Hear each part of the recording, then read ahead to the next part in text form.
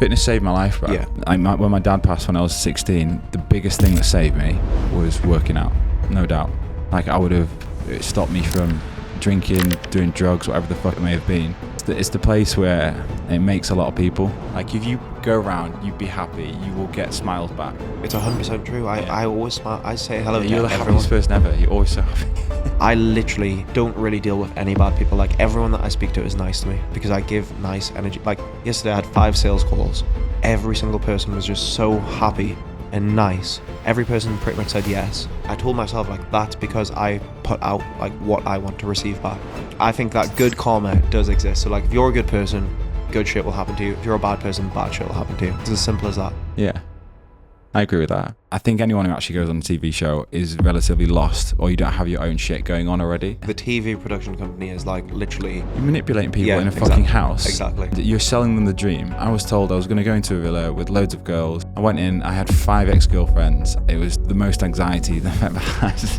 You're in like a house with cameras. I could barely, like, you couldn't fart without anyone hearing, you know? Like, it's not nice. But then off the back of it, I got more charisma, confidence. I went back and did like a few times of other shows and stuff. But again, it's because I didn't have my own stuff going on still. You didn't regret doing any of those shows? I can't regret it. At the time, you've just got to do the right thing. But I didn't know what the right thing was to do. So I just did it.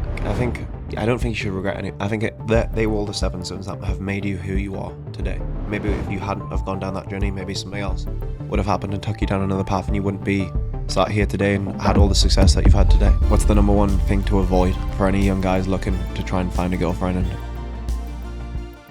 first of all, I'd like to say thank you very much, Joss, for making the time for me Always. On this very busy week. So everyone, we have Joss Mooney with us today, which I'm really excited about because Joss, I don't think he really knows, but has played a big role in my life and inspired me for the last 14 years, since 2011, which is pretty sick. And yesterday I was actually looking through his old Facebook photos because this was before Instagram was even a thing. And like, can you remember the classic photo of yous at the champagne spray party? Like the one that went viral of you, Mike, Ross Wurzwick. No, like it was Skip Leg Day. That one, Skip Leg Day. Yeah.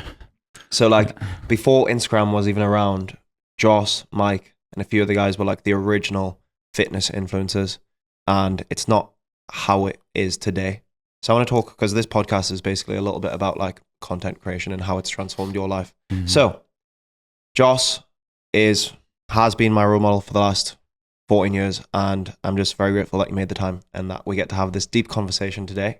We've had plenty of deep conversations, often in Ibiza, not really at a table recorded. So Joss, how are you? I'm good, thank you. I'm good. I did say I was going to come on here and you had to make me cry, and you're going to make me cry already. I'm good though. I'm glad to be back in Marbella.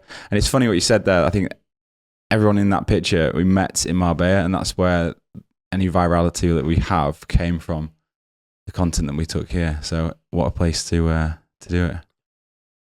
So I want to go through step by step to tell people your journey, because obviously you've done a lot of stuff. You've been on TV, you've had multiple businesses, you've had a clothing brand, got a fitness brand, you've done literally online coaching, personal training, you've done pretty much everything, modeling. So I want to go through, kind of break it down, your business, well, health, wealth, relationships, all of that stuff, the classic 3 pillars. the classic 3 pillars. So we'll get into that in a minute.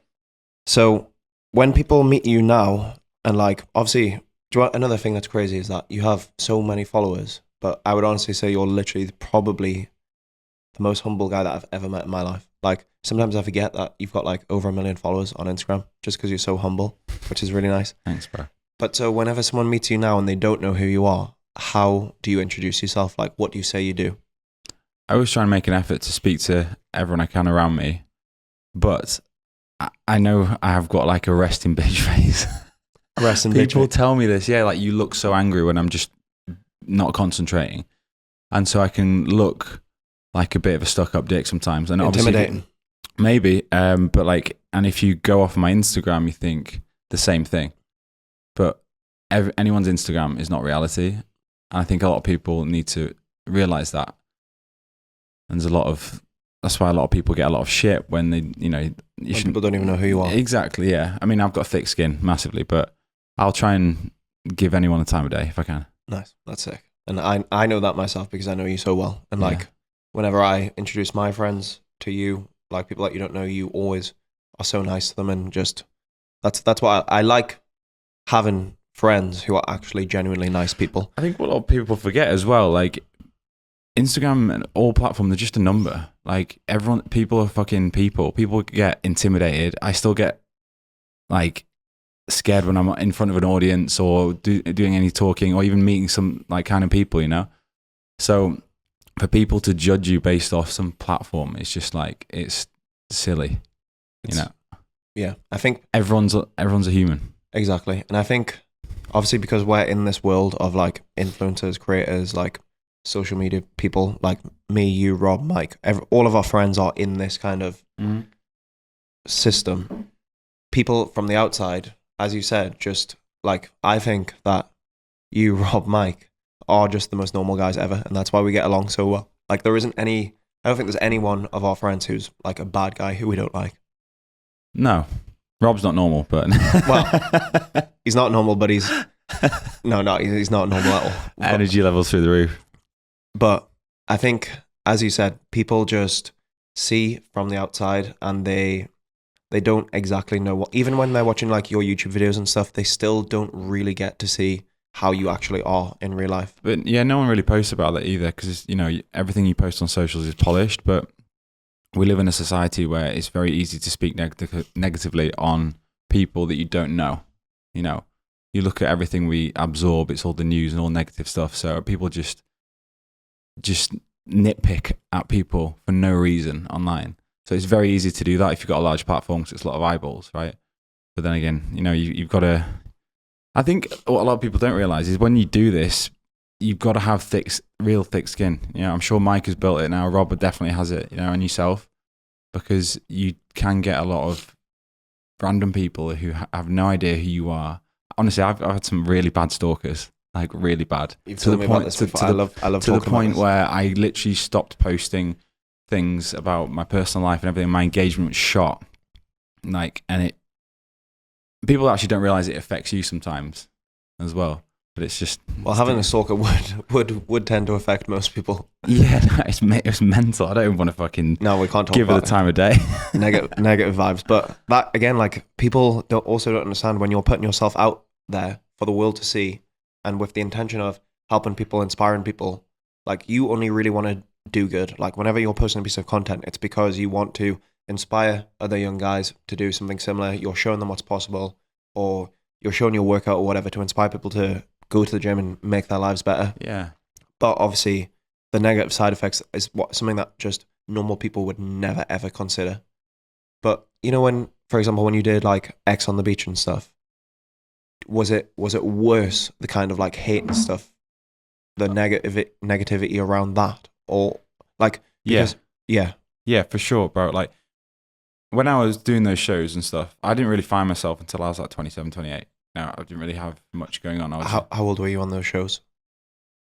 23, I think the first one was. Like, I was so many years, bro. I was into fitness, but it wasn't my career, and I was lost. So I was like, no one's going to find me. I'm a PT. I work for myself, do online coaching. So I just went on the show and used it as a stepping stone. So, like, but going on those shows, I didn't really have anything going on in my life. And what was the question again? You like the negativity, the backlash that comes off. Yeah, the backlash of those shows. So like, there wasn't so much backlash because people didn't have as much access to you. Oh yeah, as true. they do now. True. It was literally Twitter days, bro. True. But I remember sitting and watching the show, and my Twitter just fly up within thousands as we were watching it back. But like, wait, was Instagram not even around then? It was, but it wasn't like. It wasn't the same as what it is now. No, it was so new. It was purely Twitter. Oh, I remember that. It's That's mental, like Geordie bro. Shore days as well. Like, yeah. Wow, forgot about that. That's crazy. So like, obviously, do you still get recognized now from like X on the Beach and those shows? I fucking hope not. No. No, some people do. And I'm like, oh man, just let it go. I think what you've done really, really well is most people that go on reality TV, Love Island, X on the Beach, like all of those ones, is Geordie Shore.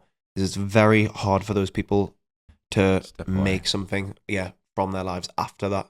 Like that's kind of like the pinnacle moment of their career, being on those shows when they're in the limelight, and then after that they struggle to basically like monetize their audience or like make something, like do something with their audience. Yeah. Well, that's one of the things that I can always like pat myself on the back for. I always went back to fitness. Like the show was just a stepping stone. Because people go on these shows and they get so hyped up and they think, right, I'm going to fucking be a millionaire and create a business and stuff. But then their ego's so big, they don't actually go back to what they were doing in the first place. So they end up broke.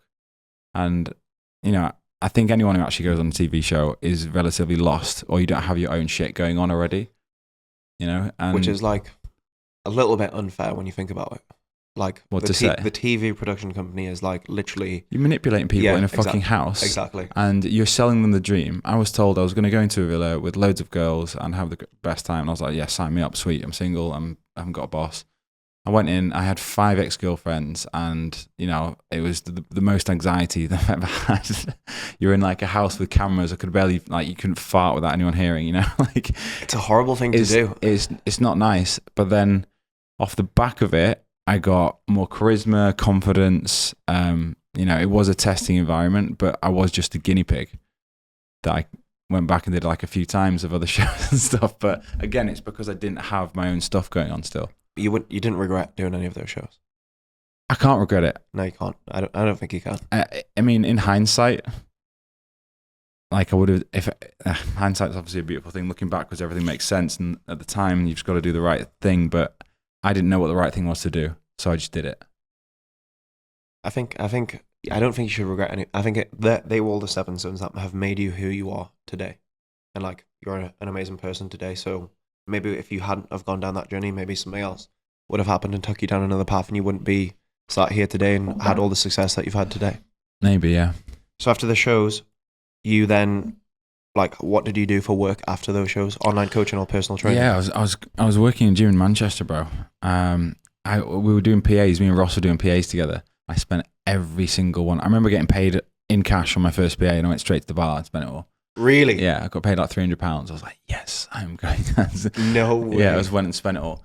So we had some like little bits of income coming in from like PAs from the show and stuff, which was mental, by the way. You'd be in a nightclub and like people queuing up to like Take have a photo with you. It's so stupid.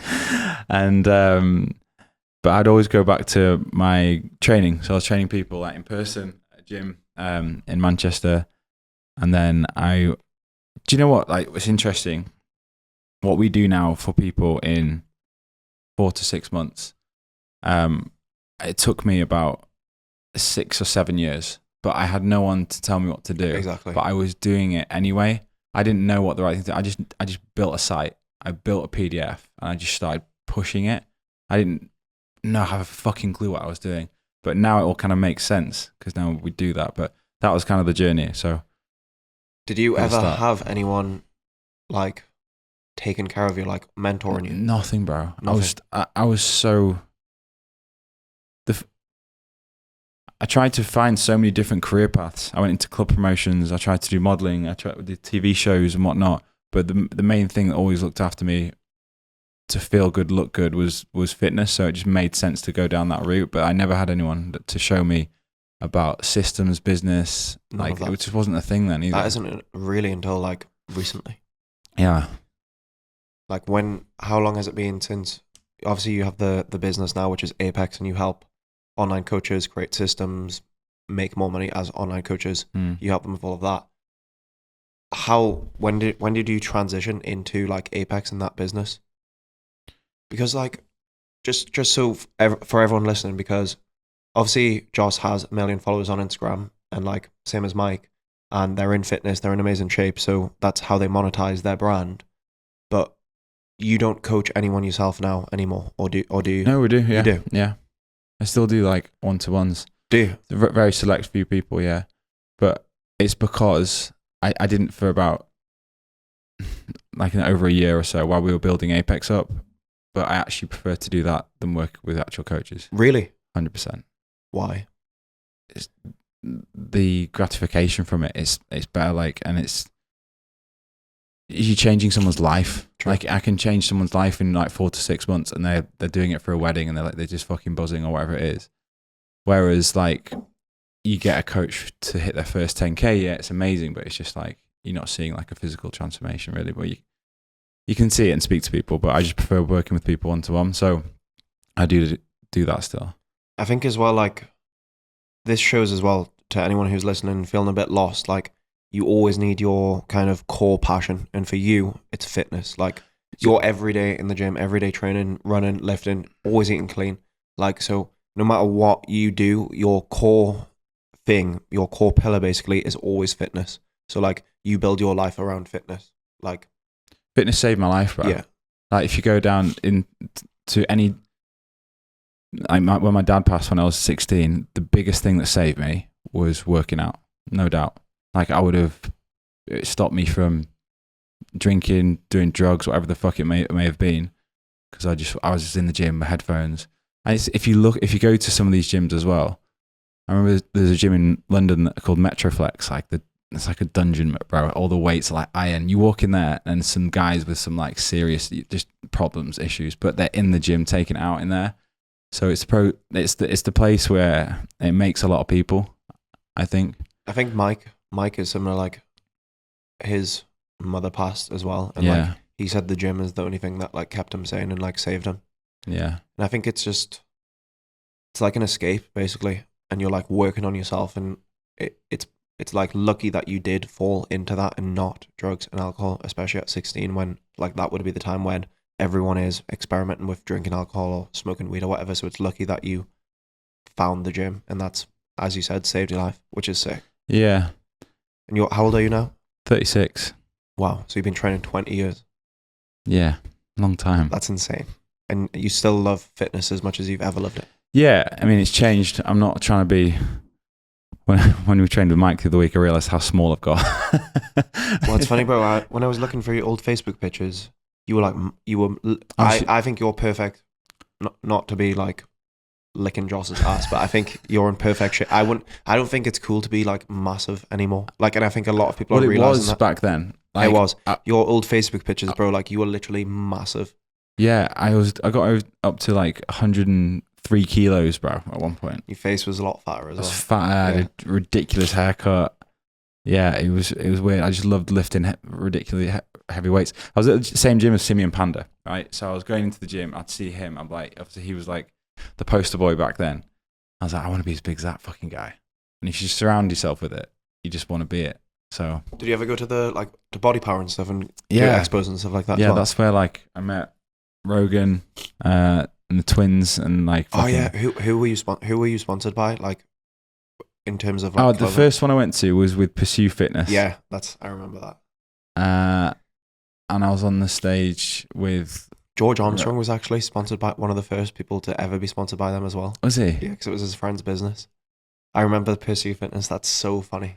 They're still going. Yeah, I didn't know that because Chris did a shoot for them the other week, and I was like, are they still a thing? You don't see them anywhere. But yeah, no, I went to Body Power. That's why I met Rogan. That was fun. Just a quick spin-off for something a little bit less serious as well, because I remember this, and I remember when Snapchat was a thing, and you and Rogan did a tour of like America, Vegas. Oh, bro, that's another life. Bro, that was one of the funniest things that I've ever watched on Snapchat. You and Rogan traveling around America, like drinking beers out of shoes and stuff. Yeah, but like you've done so much shit, bro, in your life. Like, bro, I've been a stripper in Vegas. Yeah, literally. So many side quests. Not many people know that. No, I'm sorry if we can cut that out. No, it's fine. Em knows everything. Em knows everything. She knows absolutely everything about me. Yeah, bro. That when you and Rogan were strippers in Vegas, bro, I've never ever laughed so much in my life at the Snapchat stories. I don't even remember them, bro. But like, we would trash our fucking rooms, bro. How did that even come about? There's Rogan literally wet himself in an elevator one time on the way back down. We got paid to go to Buffalo Wild Wings. Yeah, for a that's PA. what I remember. That's what I remember. They're like, do you want to sit here all day? We'll pay you $1,200, drink all the beer, eat all the chicken wings. And we're like, sold. I remember it. Oh, did my it. God. And then afterwards, we were like, we should go get tattoos. So we went to a tattoo parlor, and it was like, where are we going to get them? I was like, let's put them put some like areas of your body in a hat. And he was like, what should we get? It's like, let's put our names together. Jogan. Let's get it. And I've got mine on my ankle. And then he's came out on his neck. So he was like, I can't do it on my neck. I was like, put it behind your ear then. He's like, you've got to do it. And yeah, he fucking nailed it. And then God. imagine if you like vlogged all of that. Imagine if you had like a videographer. Like, the funny thing is, bro, like...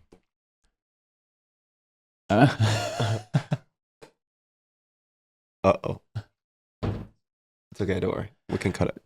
The funny thing is, when me and Ross first went on first X on the beach, we had these two managers, I can't remember their names now, it was two women, they were like, you need to start YouTube. And we were like, what the fuck is that? Like, what even is that? And that was like nearly 20 years ago, bro. How crazy is that? But like, if we did, even if you were terrible at it, it would have been crazy, it would have been huge. And that's something I kind of don't regret. I do regret not doing, but I just didn't know how to do it. You know, look at like Mike, for example. He created his own TV show rather than being on TV shows and doing mad shit. But you're being consistent with it now. Yeah, it's hard. You've got a videographer in Dubai. Mm-hmm. He's here as well, but like he's just. Oh, he's here in Marbella. Yeah, nice. Where's he from? Alessio's from Italian. Nice. Yeah, he's really good. Yeah, he's a cool guy. Bro, I think that's all you need. Like, if you're at the point in your life where you can hire someone to just follow you around, I think it's like every guy's dream to, like, maybe not every guy, but every young guy's dream to have a videographer follow you around the world and do cool shit. Like, how many people get to do that? Like, you're literally flew from Dubai, went to Madrid on a little send, and then came here. You're hosting a mastermind with like 12 people from all around the world, and you just have a guy like documenting the whole thing for you. Yeah. Like, it's literally, and to be able to look back on, imagine like looking back on all this in 5 years time when you're 40 or whatever, and it's like, what the fuck, like these, because I would say right now, well, between 30 and 40 are guys like in his peak, and you're gonna, at least now you've started to document it, and you're gonna have everything to look back on. It's just a mental world we live in. Like, you've got to kind of like monetize your life, but sometimes that's why when we went to Madrid, we didn't really post much. We just like enjoyed it. And it was so nice and refreshing, because you live in Dubai and it's all the same. Like you know, your life's kind of a movie for everyone to see, and then you obviously plug things within it. But it is nice to step away from just doing nothing. It is. He's on my case a lot of the time. Is he? Yeah, he's like, bro, we need to film more, which is good, is what I need. But do you find it difficult to, like, so for example, with short form content, you don't really need to talk to the camera. Do you find it difficult to talk to the camera or not? Not particularly, but like, we were talking about this last night. What's the most difficult thing for you about creating content? Short form and YouTube? YouTube, I feel like I have to put a fucking show on in my day, you know? And you do, for sure. They have to do something interesting, which is like kind of the hook, but like my days are quite boring most of the time. It's in a routine. I'm like, why the fuck would anyone want to listen to this? So I have to go out my way and, you know, do something, go to a new gym, do a collab with someone. It's the thought process of doing it, and it's the delayed gratification that you need to have in order to get where you want to be with YouTube, because it's such a slow burner. It is a slow burner. But yeah, and with content in general, I would say it's just getting creative. The hardest bit is finding what is going to hit your audience now. Like, it's because it's the same old shit. That's the hardest thing for everyone. Like, that's what my clients who I help with the Creator Club, even my one-to-one clients, now we're doing group coaching, is like, coming up with the ideas is the hardest thing to do. Like, because you need to have, for YouTube especially, it's like the title and the thumbnail have to be something that people are going to click on. They can't preview your video in any way. So when it gets shown on the homepage, your title and your thumbnail is the only hook. Like, it doesn't even matter if your video is shit. Yeah. As long as you've got an amazing title and amazing thumbnail that makes people want to click, that's all that matters. Whereas with short form, this is what I was saying to Mike. Like, Mike doesn't really post reels or anything, because like we're so used to making content in a different way to like what new people do. Like now you can't post a reel unless it's got a hook, or unless it's got something that's going to catch someone's attention in the first 3 seconds. Otherwise, obviously for you and Mike, it's slightly different because you've got so many followers. But like, if you want it to go viral, if you want it to blow up, you've got to follow like the steps that everyone else. So like, first 3 seconds, there's got to be a hook. Then there's got to be at the end of the video, there's got to be a call to action. You've got to tell a story throughout it, and it's got to be like 15 seconds. It's like pretty hard to do. It is difficult for sure. Mike doesn't really post any reels, does he? No. Reels are like I try and do on every day. I've been terrible this week, so I've been sorting stuff. But like I try and do reels every day if I can, and that has my platform like paused for like a year. I was stuck on a mill. It's grown good now though, and it's doing about 1,000 to 2,000 a day.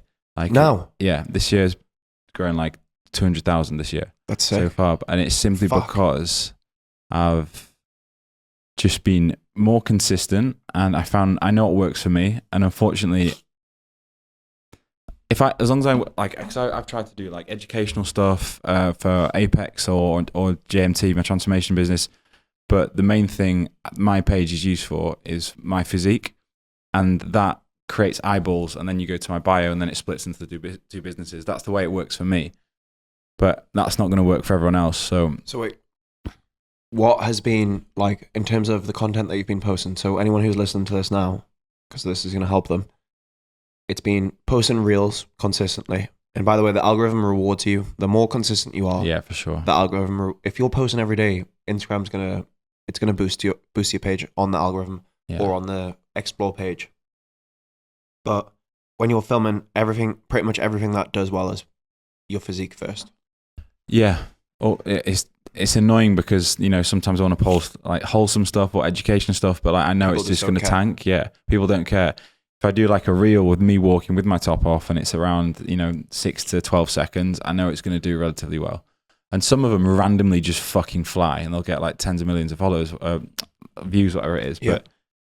And I can post the same thing, the same exact walk, and it might get 300,000. It's crazy. The difference. It's so weird. It is weird. No one can work it out. It's like impossible. So the only way you need to, in order to win, is just to be fucking consistent and just post every day. And that's why they've probably built the system that way, because they want you to post more in order to get the jackpot. Exactly. So when people watch your reels, so like again, because you've monetized very well, and also you can, well, I'll just say, you can cut this out if you don't like it, but Joss in the last month has got a nice new watch and his dream car, and like he got both in the same month, and I was like, that's fucking sick. Like for me, what you've done over the last, well, even just the start of this year, and then bought your dream watch and your dream car all in the same month, and I know how hard you've been working. I know that you've been grinding behind your desk with Apex, with everything, so you deserve it. But for me, that was like, fuck, Joss is absolutely killing it. Like, I'm so happy for him, and that is what like inspires me to work harder, like seeing you do that. And like, so when do you think your business is driven from your social media? So when people follow the reels, they go to the link in the bio, and then they've got two options. So they've got JM Transformations, that's your private coaching, one-to-one, and then they've got Apex. Yeah. So like JM Transformations is for people who want to get in shape, physically, mentally, whatever, like transform themselves. And then Apex is the coaching for online coaches. Show you how to do what I do. Okay. That's the reason why we went into it. So like I was doing but obviously if you created like a second account, Joss Mooney Business, and then you went all in on like, you would have less followers, but you could do Joss Mooney Business, and then that would just be a complete funnel for Apex. And then you and Jamie just talk about everything that's been working well for your clients in short form. Exactly. We were speaking about last night to do long form on YouTube and have a page just for that. And I think James Smith does it really well. Have you seen that? Yeah, he does it really well. I listen to quite a lot of his stuff. I think it's important to like have a main page which you know is going to get eyeballs, and then you can kind of filter through the haystack to what you want. And that's what happens in my case, you know. I still think the GOAT is YouTube though, because you spend 5 minutes watching a video and you trust is there. Exactly. You know, you can sell someone or buy into someone without having to actually be on a call with them. Exactly. Whereas if someone watches a reel, they're watching you for like 10 to 15 seconds and then they're on to the next person. Like, this is something that I've said a few times, but it's so true. If you build a loyal audience on YouTube, like people, whenever they see you on the street, in most cases, they don't come up to you and say, "Oh, I saw your reel."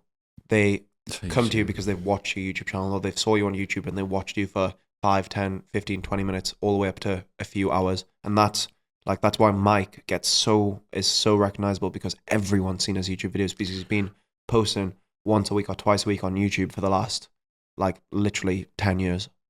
It's a TV show. Yeah. It's just never ending.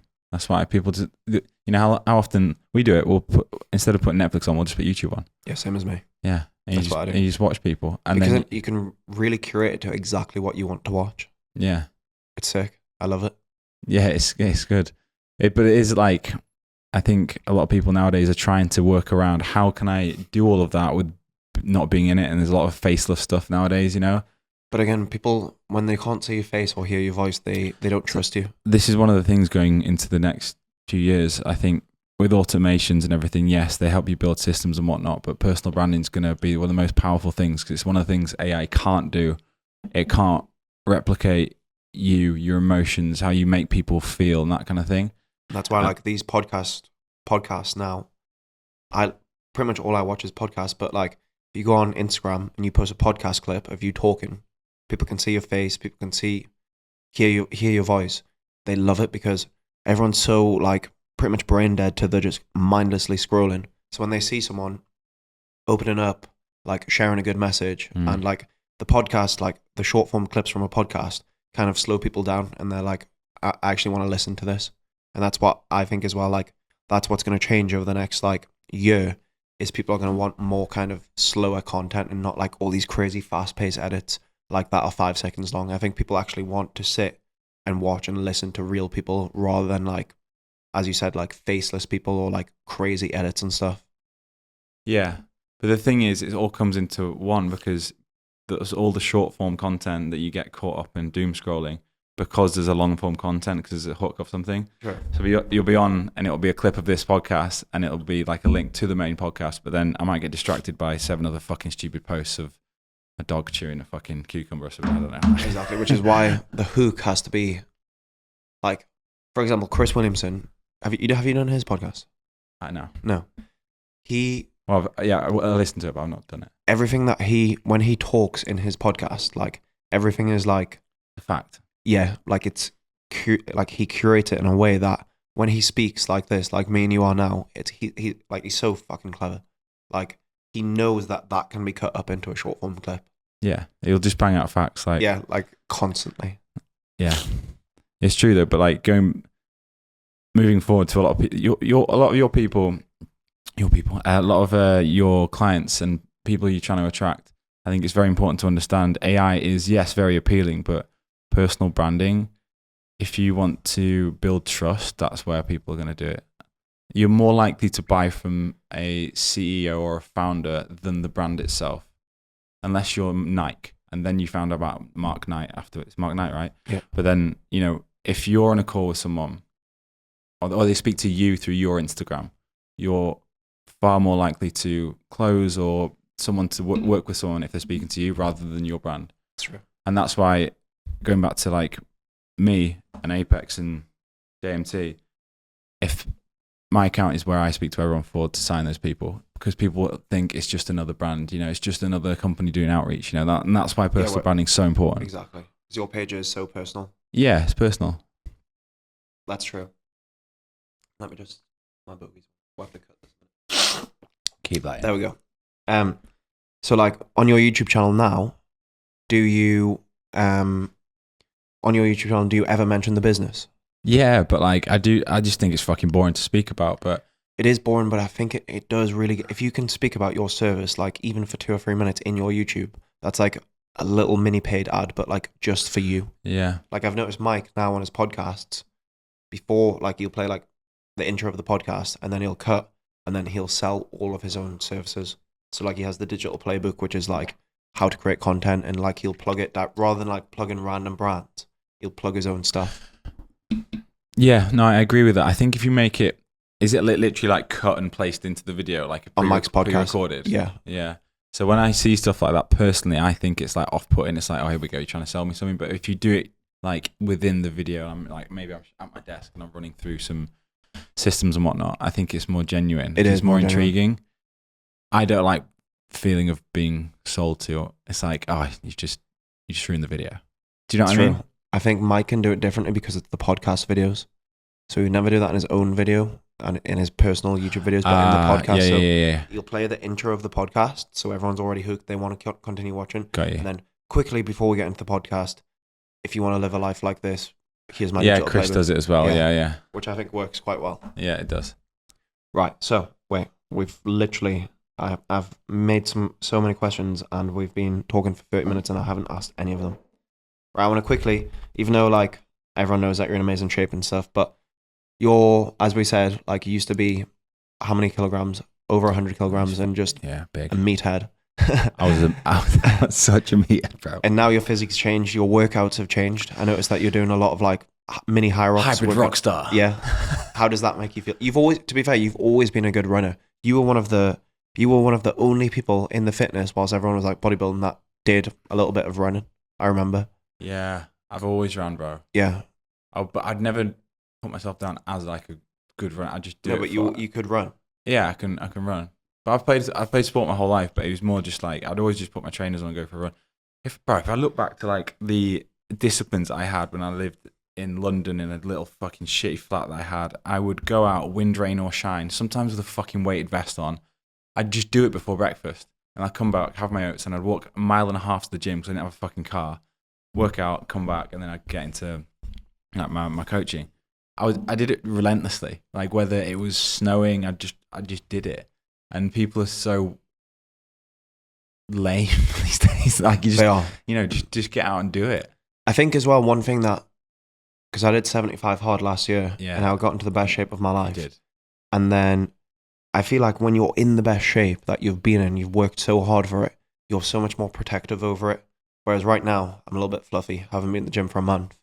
I haven't really ran since my marathon, but now I'm out of shape and now I just care less. But like when you've achieved like peak physique or like got into really good shape, you're so much more protective over it.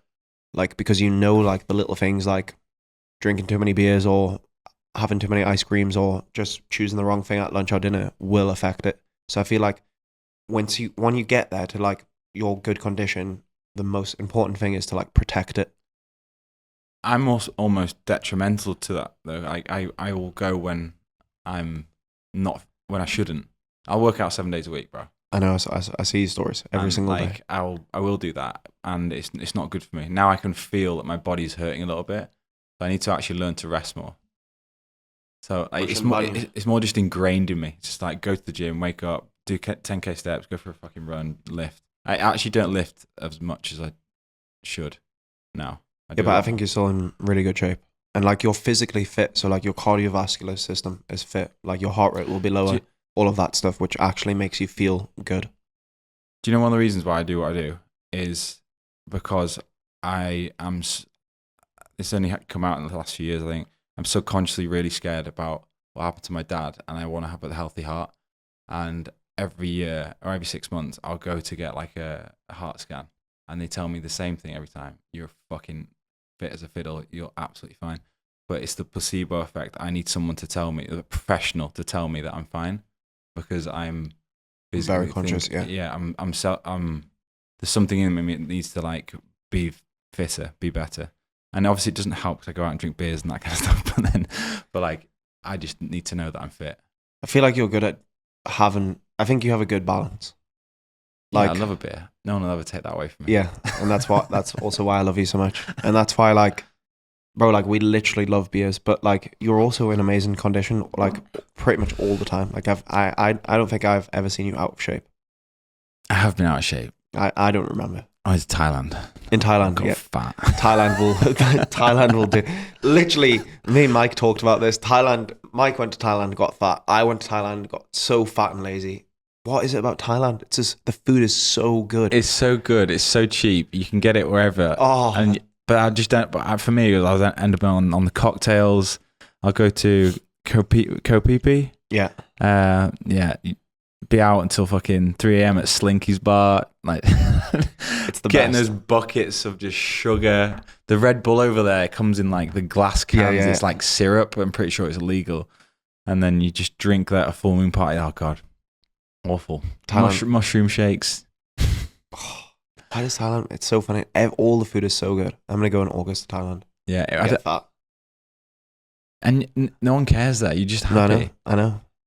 That's also one thing I noticed in Dubai is when you go into like these bougie beach clubs and stuff, Yeah, there isn't too many people that are in really good shape. If you go to Bali, everyone at the beach club, everyone at the gym, everyone at the pool, everyone's in amazing shape. Whereas in Dubai, I noticed like people aren't really in good shape. Like, it's hard because like I feel like the rich guys who are all at these expensive beach clubs, like that, I don't know why they're just not in shape. Like, if you and Mike would be like two of the only people at the beach club who would be in good shape. I noticed this over the last 2 weeks. Whereas in Bali, everyone's in good shape, but because it's more like young guys. But I don't know why. I noticed that in Dubai, people aren't in that good shape. because they've got like fuck you money and they Yeah, don't need to they do don't give a anything. fuck. They don't give a fuck. That's why. But They've then got, like, again, 5 girls and a big belly. literally just resting like the beer Yeah, on their belly. literally. Yeah.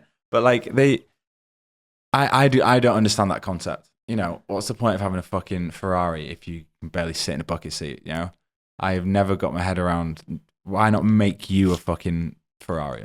Just be a beast. It's true. Do both. You I know? think they just don't realize what it feels like, Yeah, and they're just comfortable. it's easy to get comfortable. So, speaking of getting comfortable, what is your like routine at the minute? I know you said you work out 7 days a week and you would like to rest more. I saw you've been doing ice bath and sauna. What is your like fitness routine at the minute? In Dubai, I'm locked in. It's a bit difficult here, but like I've been doing. I did. No one really knows. I did a high rocks recently, didn't I? Yeah, and you I told me you fucking went. tanked it, bro. Like, Sam, I love you, but like we needed to get fit. Yeah. So I was basically doing 2 days, like so Tuesdays and Fridays I'll do MMA, and then I was doing the other 3 days of the week that I'd train would be some sort of like circuits with weights. So I'd make sure I'd do a muscle group, but then it'll finish on some sort of running circuit. You do that MMA in the morning? Yeah, first thing, bro. It's the best, bro. It is the best. In Bali, I was doing it like 3 days a week, Muay Thai. And I remember just like waking up at 7 and being like, fuck, I literally cannot be asked to go and do punch and get punched and get kicked. But once you've done it, it's the best feeling in the world. It's the best. It's so, yeah, I feel the same when I'm waking up on the morning to do it, but I'm like, I literally can't think of anything worse than going like kicking my instructor and him like punching me and like, oh, it's just going to be, it's like 1 hour of pain. what I found is what I enjoy is like, I got so bored of the gym. Same as me now. So bored. I literally don't like to go and do strength training. It's just so fucking It boring. is so boring. And I don't feel good afterwards. Neither do I, bro. And it takes so much more time.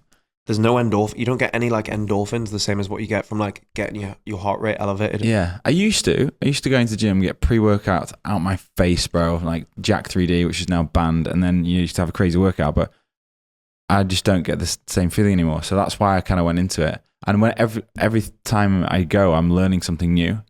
I think the hard thing is with the workouts that you're doing now is you need to really get yourself in the mood to go and push yourself like that. Whereas if you want to just do like traditional strength training, like bodybuilding, you can just rock up to the gym, put your headphones in and take your time and just go through the motions easily. But it's not a workout. No, it's not. You literally might as well just go get some steps in. I agree.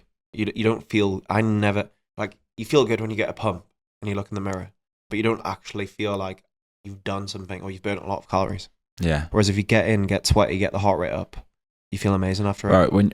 Yesterday I did one, I was dripping and I just fucking love the feeling of a sweat coming off my face. Sounds weird. That's all you work out yesterday. But then another part of my routine is I go to the Russian banya. We needed to go, didn't we? Which is really weird, bro. So like one of my friends was like, you got to come to the sauna, bro. Like we all just hang out in there. I'm like, it sounds so gay. But you go in and you have like food and you go into this sauna, which is so hot. It's ventilated. It's fresh heat.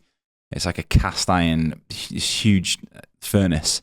And then a load of dudes just come in and you just sit and they wave like this fan at you. Yeah, and it's so hot. You can like, your hands are tingling.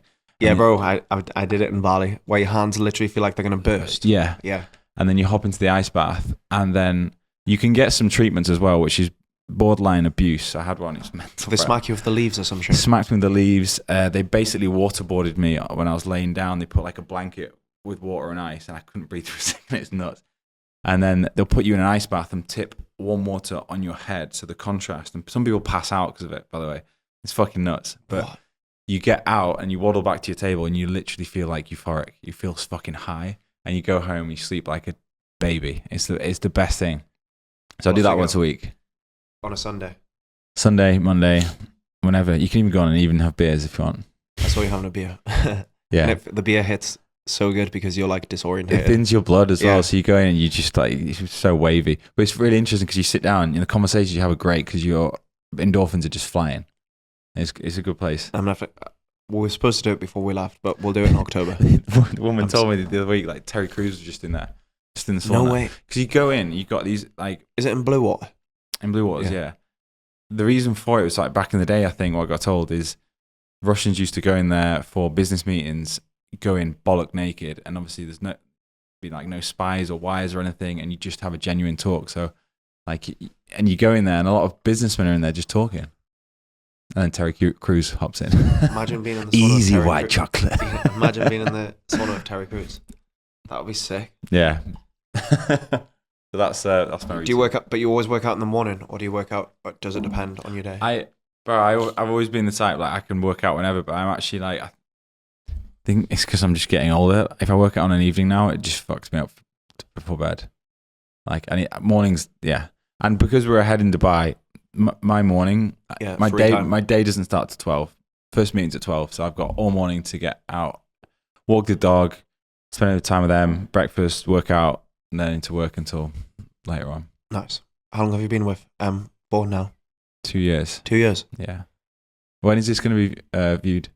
Probably 2 weeks. Okay, so 3 weeks. something big will have happened by the time we watch this. Will it? Yeah. Wow. Pre-congratulations. Thank you. Very happy for you. M's a star. So you and M both moved to Dubai in the last. When did you move to Dubai? Bro, she just got up and left. Really? Yeah. My love life, you've seen it. I've had seen some this is what this is what I want to talk about. I've got a book on what not to do, where not to find your women. We've got like 20 minutes left, so this will be the juicy part. And we're not going to say anything bad, but just Joss has a lot of experience with girlfriends and with just bad luck, bro. Yeah. And this is content. This is very relative to content because I used to go off Instagram accounts and I used to find girls through Instagram. That's the way you just did it. And then you meet them, and either they're a catfish. I've had some people. I remember I met a girl in Newcastle who was an absolute catfish, and I literally just walked away as soon as I saw her. Really? Yeah. I've been catfished before. But you meet these people based off what you think they're going to be like. You maybe start talking through text or phone call and whatever, and then you meet them, and it could be good for 3 months, but you won't find out what they're like until that 3 months is over, after the honeymoon phase. That happened to me for about my whole life. These honeymoon phases, and I met some interesting women. Yeah, but then I met M. So, and I feel like you're just a nice guy. So like, I don't really think you're a playboy at all. Like, I think you're actually genuinely a nice guy. Like, I don't think you go and intentionally hurt girls' feelings. Like, you might look like a playboy, but I don't. From how I've seen you with relationships and treat girls, like, I grew up with women, bro. Yeah. So I respect them massively. Exactly. At university, yes, I was a little shit and I was going out a lot, but the best thing was I got everything out of my system, because a lot of people don't do that and then they end up being a shit later on in later life. But even when I met M, the day we met was in Marbella, and her friends instantly said, they don't have a fucking clue who I am. They're like, oh no, I've heard he's a fuckboy. You don't want to fucking go near him. Really? Yeah, she told me. And I was like, girls are so they fucked don't up with that fucking shit. know me, and that could have been the reason that she ignored me for like 8 weeks. Did she ignore you for 8 weeks? Yeah, bro. She ignored me for 8 weeks, and then I just messaged her on her birthday. Girls are so like manipulative. Like, how can they say that when they don't even know you? Yeah. And then what, you messaged her on her birthday? Yeah, I said, I hope you had a great day. Really? Yeah, and then that was it. And then just started speaking. But you met her here in Marbella for the first time? Yeah. Wow. It's a special place for us, Marbella. Like, I love this place. It's amazing. But yeah. It's 2 years strong. So, because I've talked about this before, maybe you're similar to me, maybe you're not, but I always find that having a girlfriend, well, Cindy as well, Cindy is like, she holds me down and like, It's your insurance policy. yeah, pretty much. Like, Stops you from doing dumb shit. yeah. Do you find that with them? Yeah. I don't Like, go out anymore. Bro, when I didn't have a girlfriend, like, I used to just fuck shit up, like, my own life and like everything. So like, I need a girlfriend to hold me down. Like, I have to, otherwise I'm literally an idiot. Have you found that? Yeah. Yeah. I'd end up going out a lot more because, you know, you're trying to find someone, but that's it's not where you're going to find the right people. And like nothing really good happens, nothing productive happens after like 9, 10 p.m. No. Right? And I'm in bed by 10 p.m. now. And think about like your life over the last 2 years and how much your business and personal life and everything has improved just by having M by your side. Yeah. Like, it's the amount of money I save. exactly. Bro, I was totally free because we work online, right? I'd just be single about, I want to go to America. Just because I'd be bored or whatever. Yeah. And now I've got a plan and a structure and, you know, I've got someone to look after. And then Which is nice. And then you get a dog and then you've got to look after that and then you've got kids. So it's more, I've got a plan in place now, which is good. Nice. That's good. That's nice. So for those looking for a girlfriend, What would I say? what's the number one thing to avoid for any young guys looking to try and find a girlfriend? And Stop working on yourself. nice. That's solid advice. It's so fucking true. The moment I stopped searching and I was just locked the fuck in, that's when I met. It's so cliche. But it's true. And also, like, Mike's a good person to speak on this. Like, build yourself up so strong that, you know, you can have whoever the fuck you want. Yeah, you don't rely on anyone. He doesn't need anyone. You don't Yeah. need anyone. And because there's nothing worse than finding a girl and then letting them have power over you. And not that it's like a power thing, but, you know, as a man, I think, you know, you want to be wear the trousers, be the leader, be the provider. And if you meet a girl and then you're like almost like a simp to her, you don't never want to be in that position.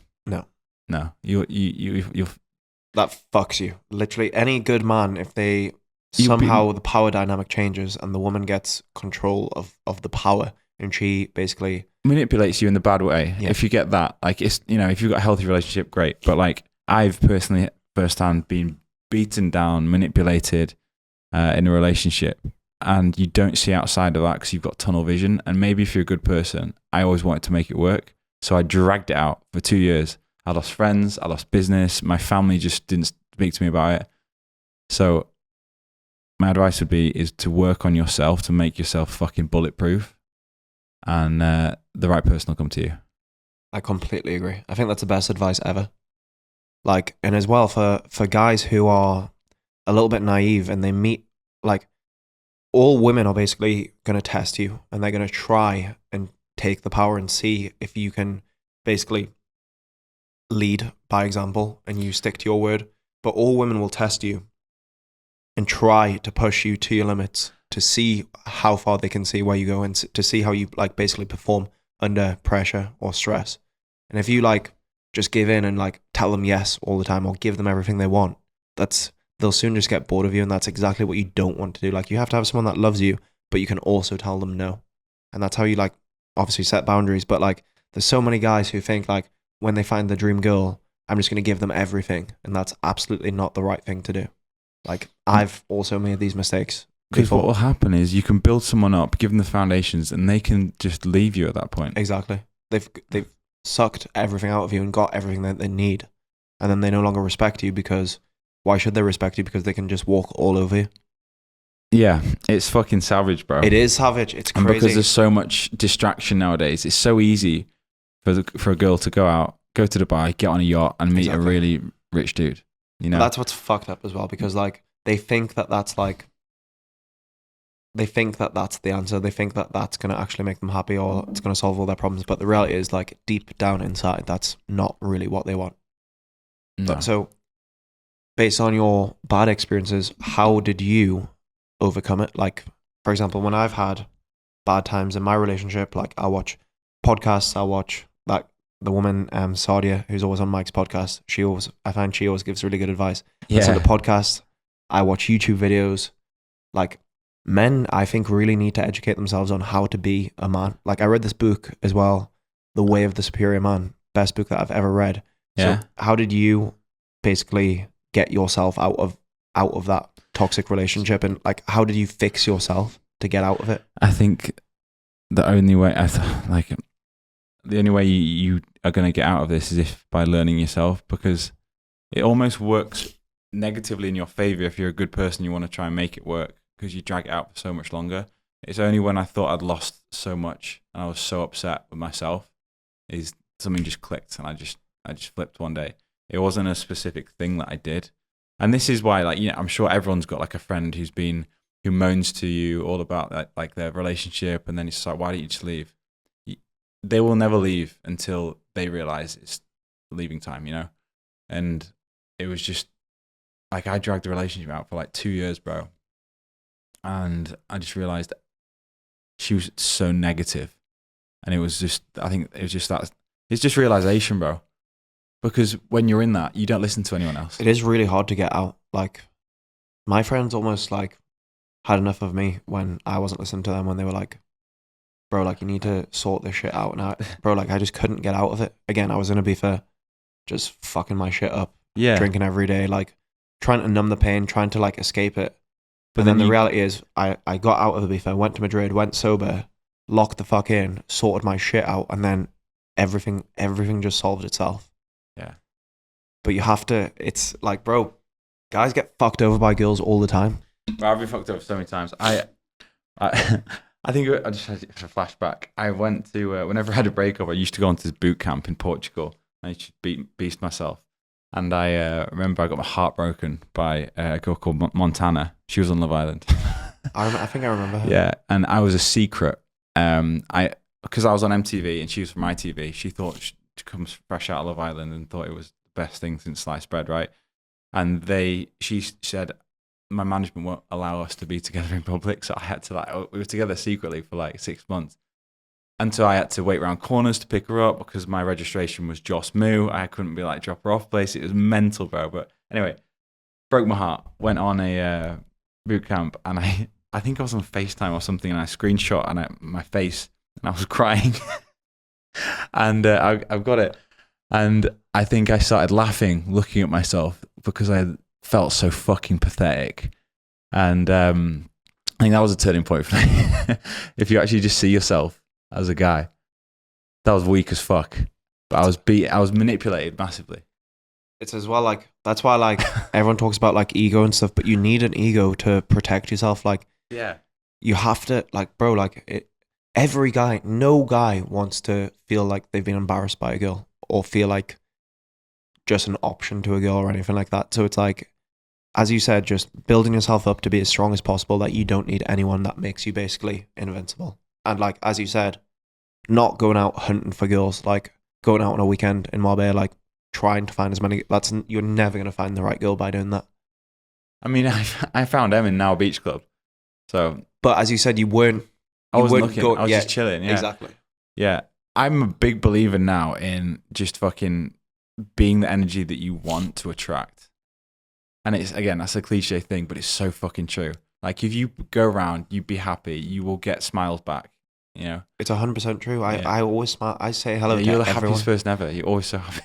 It's so important, bro, because I only get, like, this sounds weird and like just probably a bit cringe, but like, I literally don't really deal with any bad people. Like, everyone that I speak to is nice to me, like, because I give nice energy. Like, yesterday I had 5 sales calls. Every single person was just so happy and nice, and like, each call was an hour. Every person pretty much said yes. And like, I told myself, like, that's because I put out like what I want to receive back. And like, I'm not into all of that. Like, me and Mike always joke about like manifestation and all that stuff, like the universe, but it is like, I think that good karma does exist. So like, if you're a good person, good shit will happen to you. If you're a bad person, bad shit will happen to you. It's as simple as that. Yeah. I agree with that for sure. And you're a good person. That's why, like, look at your life now. It's like the dream. You're living literally the dream.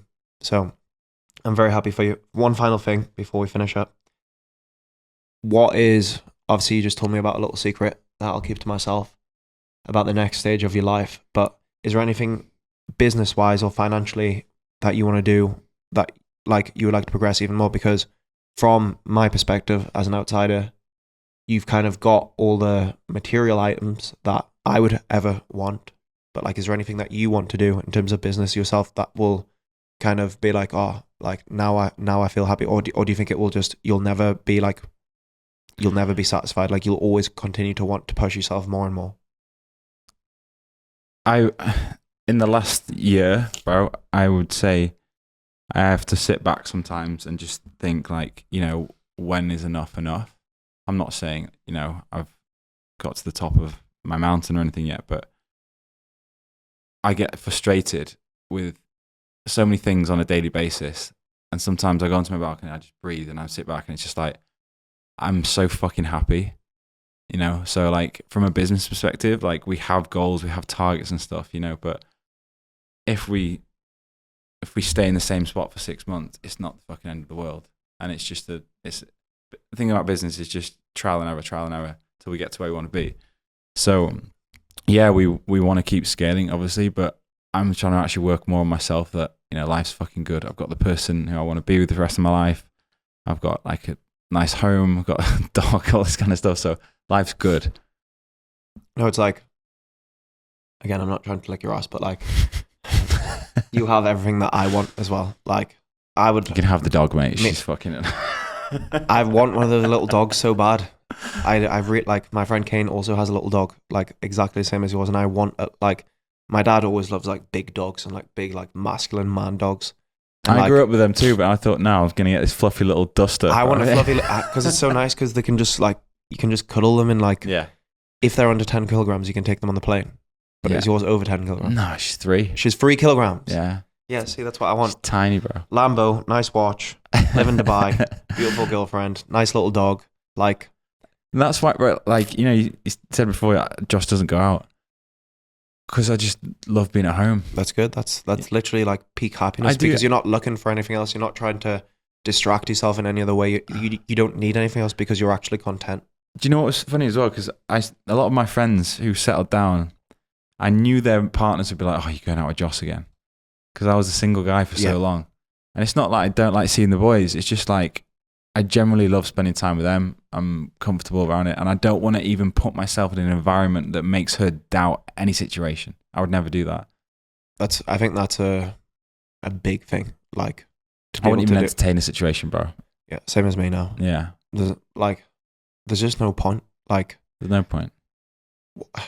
Yeah, bro. Like, I think that's a really good thing to end on is like, just being like, lots of people be like, oh, it's nothing wrong with like just talking to girls, like you're only talking to them or like you're flirting with them, like as long as you have no intentions. But like, I agree, like not putting yourself in a situation that would, if they were there and they could see you from afar, is it going to annoy them or upset Everyone them? knows exactly what they're fucking doing. Exactly. If you're looking at someone to get eye contact lead to a smile, hello, do you know what I mean? It's like when you get these fucking dudes who like people's stories, you're doing that for a reaction. So like the point is like if you're a loyal man to your woman, don't even think about the situation. You shouldn't be thinking about it. I completely agree. So yeah, and like I said, I've got everything out of my system when I was younger, so I'm very happy to where I am now. It takes a lot for like, because obviously we're men and like there is a lot of temptation all around us, and especially when you're at the level that you're at now where you've achieved a lot, like you could probably get any woman that you want. You're also very handsome, so like that makes things a lot easier as well. But like being able to resist temptation and like, because every guy, like we're programmed to like look, like if you see a girl walking past you, like we're like programmed, if she's got massive tits or some shit like that, like you're like programmed to like look or like be interested, like that's just nature. So like as you said, just being able to like to have the discipline to just respect your woman even when she's not there, like I think that's one of the best things you can do. But on the other end, like how good it is if she doing that, you just, I know when Em's out, I'm like, it's so comforting to know that she would not entertain anyone, and I fucking know that. That's the best. That's all you need. security. Exactly. So, Joss, thank you so much. One final thing. Everyone, I want you to follow Joss if you don't already. Follow you on Instagram. What's your Instagram handle? Joss Mooney. Nice. Simple. Yeah. YouTube. Joss Mooney. And for any online coaches, Apex. Link in my bio, yeah. Nice. Perfect. So, Joss is doing a mastermind this weekend. I'm going to be talking at it. I'm very excited. I'm sorry as well for this. I've got like a cold or some shit from the aircon. So I've sounded like a nonce. But, oh well. Is that what nonsense sound like? Probably. But, Joss, thank you so much, bro. I really, really appreciate it. Thanks for having You're me, a legend. bro. Thank you so much.